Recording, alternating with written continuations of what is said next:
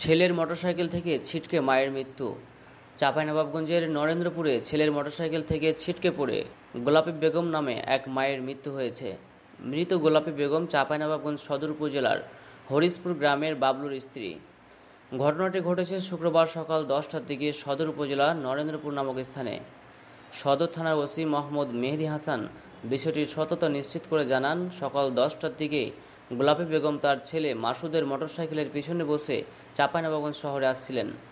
এমন সময় নরেন্দ্রপুরের নিয়ন্ত্রণ হারিয়ে গেলে তিনি ছিটকে নিচে পড়ে গুরুতর আহত হন।